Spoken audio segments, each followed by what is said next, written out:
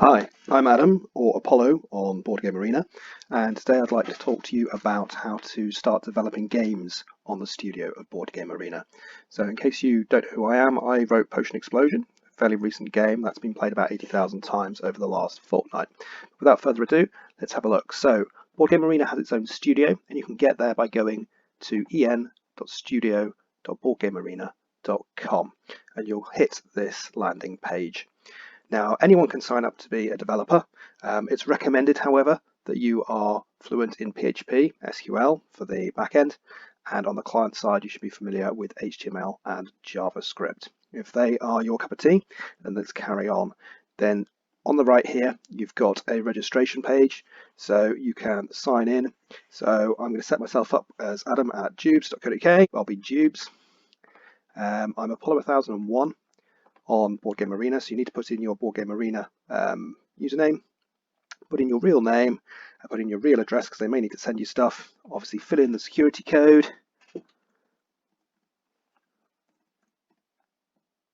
agree, and register. So once you've done that, you will then get an email confirming that you have joined the studio, and thereafter we need to start talking about how to pick and start your first game. Okay, so now we've got an email off Board Game Arena with our developer account. We will have our username, which will likely be, well, in my case, I signed up as Jubes. Now, you don't sign in as Jubes, you sign in as Jubes0. You'll notice in the email that you've been set up with 10 different test accounts, which you might need, obviously, on large player games. If you're playing with an 8-player game, you need 8 different accounts to test it's all going to work correctly. So they've set you up with lots, but you sign in under the one with a 0 and put in the password they have given you. It's probably a 4-digit password. It will bring you into here, which is the home page for BGA Studio.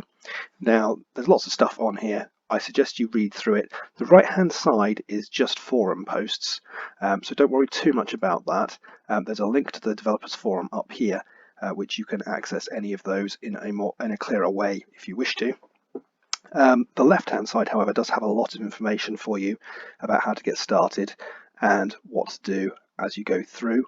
The most important section is probably the documentation, where you can find out all about the framework and the different functions available. And if you need that, you can also click on Studio Doc up here to get hold of that directly. Now, you're here because you want to start writing a game. So the first thing you need to do is click on the available licenses. Now, I don't plan on showing you all of the available licenses because obviously this is exclusive to the developers. However, you can see that you can access that following the steps we've already taken. What I will show you is what happens when you get to the license page. So on the license page, there is a big grid table of games which are available to be developed. And on them, it states a few things like, have we got the license? Yes or no? Is there a project in action? Now, if the license is available and there's no project currently in action, then obviously you are free to start that game. Now, it also lets you click through to the license in detail, and I'll show you the one from Potion Explosion. As you can see, that's already been published on BGA. However, it would say something like good to go in that top license status section there, and it has a little bit of information about the game, a picture of the box, if you will, who's the publisher, and a link to Board Game Geek, which you might find useful. So if you find a game that you're interested in, which hasn't already got a project, don't start straight away. The first thing you need to do is quickly email studio@boardgamearena.com, where you can get in touch with the admins. They're called Emmanuel and Gregory. They're very friendly chaps, but you must get in touch with them quickly to ask for the artwork and the status of the project, because it's a possibility the artwork may not be available or there's some reason why you shouldn't start the project, and you wouldn't want to get a long way through and find that you can't carry on. So send a quick email to them first. They will get back to you and say yes or no. If it's a yes, then obviously we're free to start our project, and I will come back to you with that soon once I've picked a project.